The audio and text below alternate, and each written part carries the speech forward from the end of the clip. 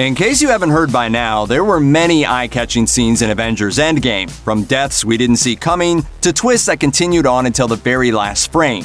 One such attention-grabbing moment involved Captain America and his iconic shield. The sequence in question happens during the climax of the film, during which all the costumed heroes who were dusted away rematerialize to join the fight against the Mad Titan from the past. Immediately, fans can recognize that this Thanos looks a little different compared to how they're used to seeing him on the silver screen. Not only is he rocking his gold armor, but he also carries a massive dual-bladed weapon.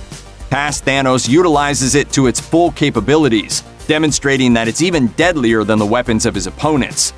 When Thanos gets up close and personal with Captain America, the Mad Titan slashes away at Cap's Vibranium shield, breaking off large chunks of it until it's about half its original size. Classic Thanos. But how could Thanos break a shield previously thought to be completely indestructible? Avengers Endgame director Joe Russo offered up an answer, and it's an intriguing one.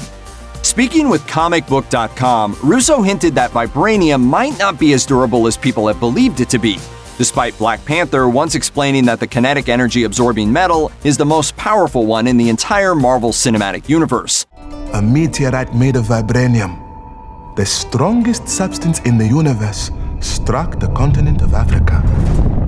The director said that Thanos' weapon is probably made of something more powerful, the best weapon for the greatest villain. Russo said, "Clearly, Thanos is a 1,000-year-old character who has fought everyone in the universe and is the greatest. He's the Genghis Khan of the universe, so he would have the greatest weapon."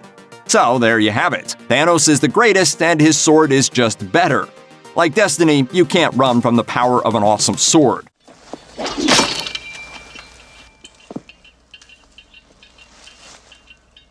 Joe Russo then noted that Thanos may have crafted his double-bladed sword weapon with the help of Eitri, the famed weapons forger who created Thor's Mjolnir and helped the God of Thunder forge his battle axe Stormbreaker in Infinity War.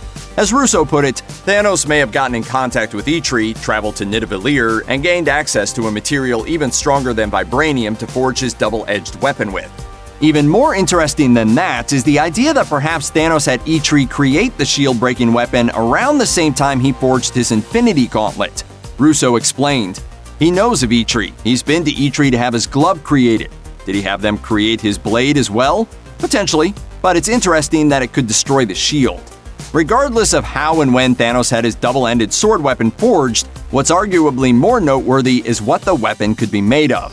Given that it's tough enough to crack Vibranium, Thanos' weapon must be comprised of another incredibly strong metal, perhaps adamantium, the other super sturdy metal known in the Marvel Universe. Adamantium is, as fans will recall, the metal alloy bonded to X-Men hero Wolverine's skeleton.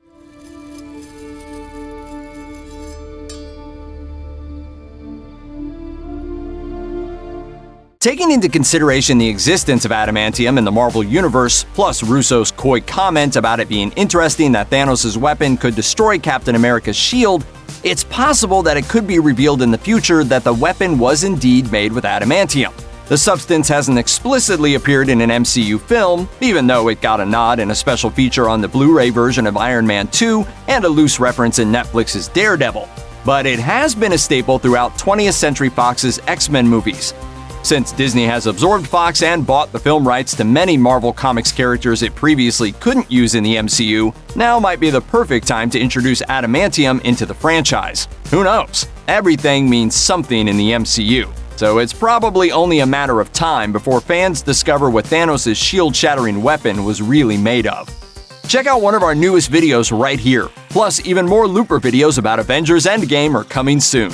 Subscribe to our YouTube channel and hit the bell so you don't miss a single one.